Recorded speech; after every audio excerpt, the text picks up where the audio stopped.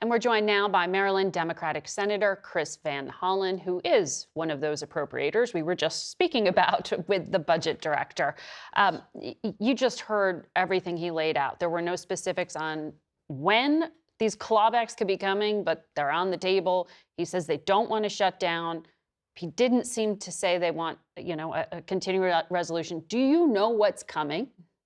Not really. The one thing we know, and you asked Russ Vought about this, was he says that the process is too bipartisan right now, meaning that they want to use this process just to ram through the agenda. And the overall agenda we saw when they passed the so-called Big Beautiful Bill, which was beautiful for billionaires, but not really for anybody else, which is to provide tax cuts for very wealthy people at the expense of everybody else. And I do want to say, Margaret, I heard him deny that bill increased the deficit and debt. The nonpartisan Congressional Budget Office just said it increased our debt by $3.5 trillion before added interest. He's using an accounting gimmick in regard to the benchmark. And Republicans have called out this accounting gimmick. So when they But it was accepted.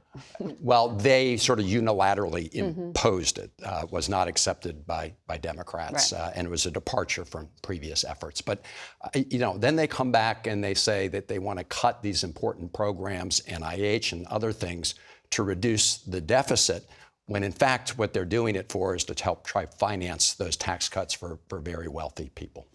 So it's just heading us towards pretty uncharted territory and very unclear whether we will be able to avoid a government shutdown.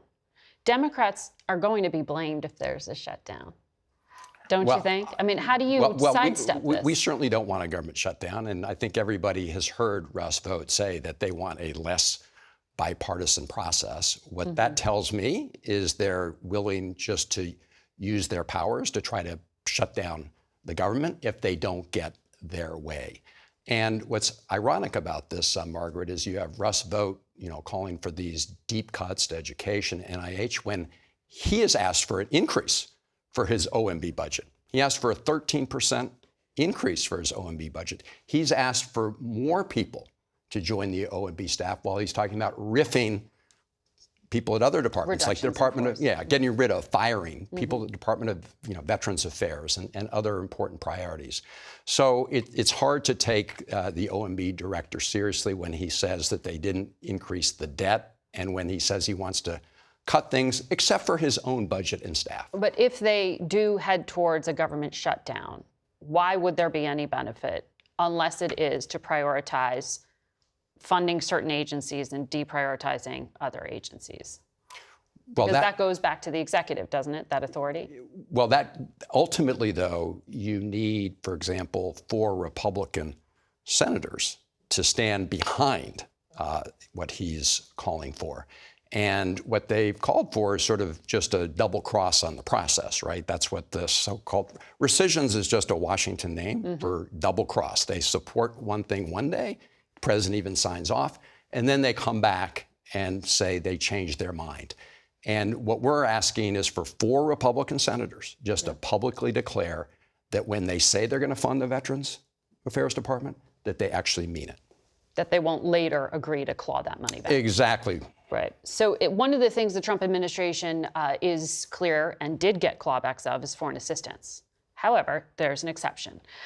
In June, the administration announced it would give $30 million to this Israeli-backed organization called the Gaza Humanitarian Foundation, the GHF. I know you're familiar with it. It delivers aid through armed military contractors who stand behind the Israeli military in 4 designated zones that Gazans then have to get themselves to in order to receive the aid.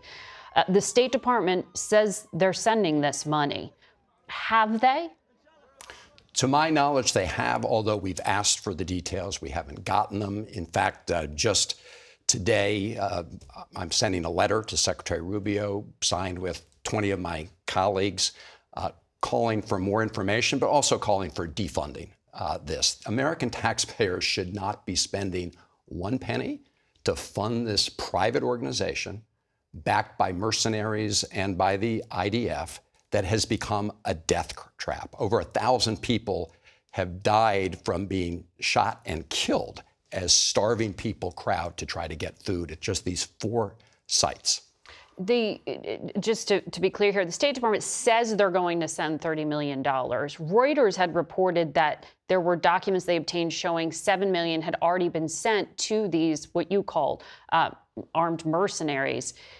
But the Trump administration says this is the best way. This is the only way to keep food out of the hands of Hamas, which financially benefits off reselling it to desperate, starving people. Is there another way to feed desperate, starving people? Yes, and this is a big lie.